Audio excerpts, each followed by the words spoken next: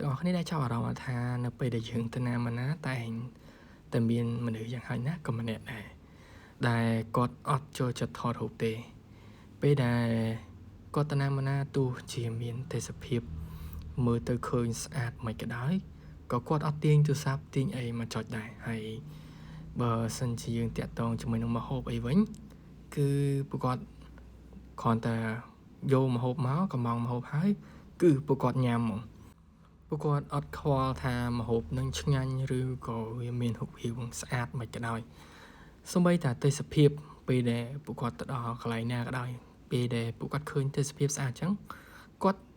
យ៉ាងច្រើនណាស់គាត់អង្គុយឬក៏ឈរមើលអញ្ចឹងទៅគាត់អត់ទាញទូរស័ព្ទអីយកមកថតទាំងអស់គឺពួកគាត់រស់នៅជីវិតដ៏ពេញលេញរបស់គាត់ហើយមានក្តីសុខរបស់គាត់បែប private របស់គាត់ទៅណាហើយនឹងមនុស្សមកប្រភេទទៀតហ្នឹងគឺថា document video របស់ខ្លួនឯង full time ហ្មងអាហ្នឹងគឺខ្ញុំដល់ពេលខ្លះមុននឹងញ៉ាំអីចឹងទៅកាមេរ៉ាញ៉ាំមុនចឹងទៅហើយមុននឹងសម្រាប់អីចឹងទៅកាមេរ៉ាសម្រាប់មុនអីចឹងទៅដល់ពេលខ្លះអង្គុយឆ្ងល់ខ្លួនឯងថាតើពីណាគេសប្បាយចិត្តជាងអ្នកដែលអង្គុយមើលទេសភាពឬក៏អ្នកដែលអង្គុយសេរី setting របស់កាមេរ៉ាឥឡូវអង្គុយឆ្ងល់អស់ចិត្តឥឡូវយើងមកមើលដំណើរកម្សាន្តរបស់ខ្ញុំទៅកោះត្រល់របស់ខ្មែរយើងដែលឥឡូវវៀតណាមគេហៅថាភូវិចឬក៏ភូគុកអញ្ចឹងចំពោះដំណើរកម្សាន្តនេះគឺខ្ញុំដើរជាមួយនឹងភរិយារបស់ខ្ញុំបាទទៅប៉ុន្តែយើងជិះសាឡាង3ម៉ោងបាទ30ដែរហ្នឹងណា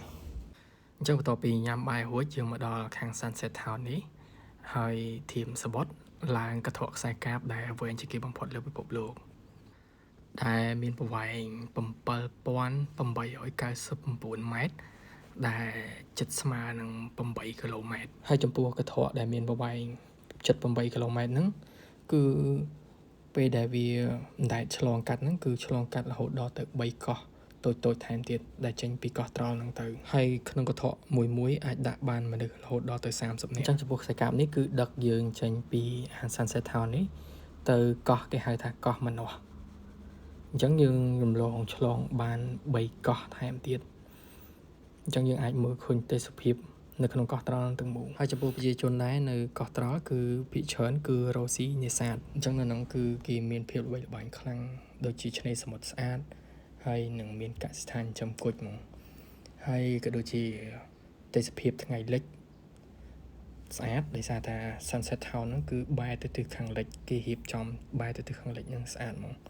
ហើយនឹងល្បីខ្លាំងជាងគេហ្នឹងគឺមានផ្លិតទឹកថៃហើយនឹងកន្ត្រកខ្សែកាបដែលវែងជាងគេបំផុតហ្នឹងអញ្ចឹងបន្ទាប់មកខ្ញុំធៀមចាំជាអាប៉មនេះ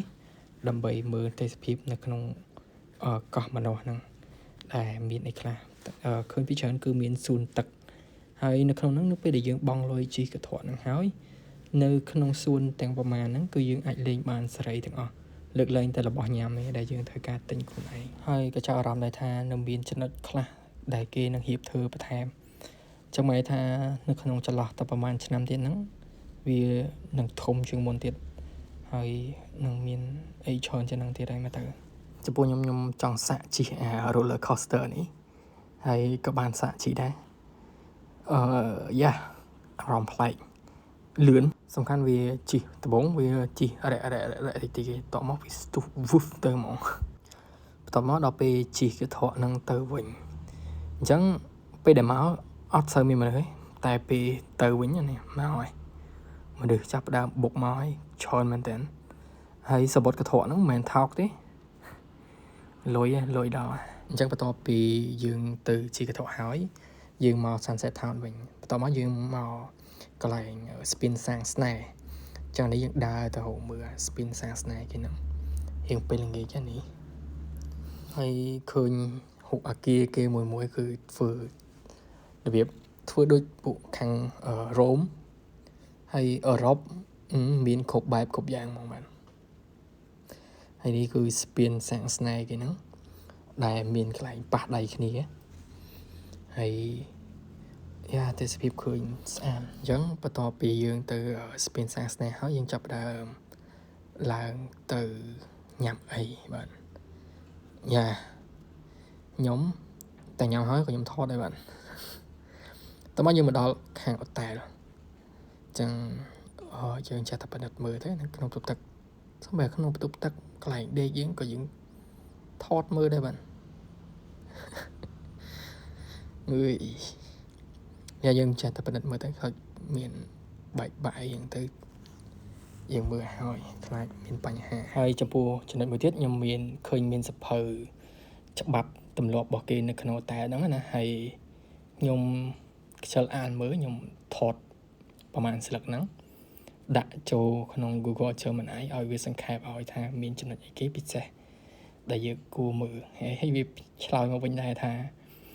របស់ដែលយើងត្រូវមើលត្រូវអីហ្នឹងដូចជារបស់ដែលត្រូវញ៉ាំដូចជាទឹកអីហ្នឹងដែលមាននៅលើតុគឺ free របស់ដែលមាននៅក្នុងទូទឹកកកគឺគិតលុយអញ្ចឹងមានថ្នាំដុសធ្មេញអីហ្នឹងដែលមានទាំងប្រមាណនៅខាងក្រៅហ្នឹងគឺ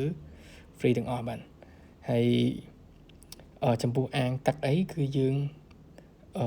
បើកពីម៉ោង8ទៅម៉ោង10ណែតាមខ្ញុំចាំបានគឺស្រួលដែរចឹងយើងមិនបាច់អង្គុយអានទេយើងថតអាហ្នឹងហើយផ្ញើចូល Google Gemini ឆ្ងល់អីសួរហ្នឹងទៅឬក៏យើងអត់ដឹងថាឆ្ងល់អីគេយើងសួរវាយើងឲ្យវាប្រាប់យើងមុនមកបន្តមកចេញជិះ Grab ចេញទៅផ្សាររាត្រីខ្លួនឯងមើលថាមានអីខ្លះនៅផ្សាររាត្រីគេហ្នឹងតែមើលទៅឃើញមិនសូវមានអីលក់ដែរចាញ់នឹងខ្មែរយើងផងជិះមកវិញអញ្ចឹងចំពោះថ្ងៃទី2ខ្ញុំនឹងទៅទស្សនានៅភូមិអ៊ីតាលីដែលគេហៅ Grand World ហ្នឹងហើយនឹង Win Wonder ដែលមានពិភពបាតសមុទ្រអីហ្នឹងហើយចឹង complete follow ហើយនឹងជួបគ្នា part 2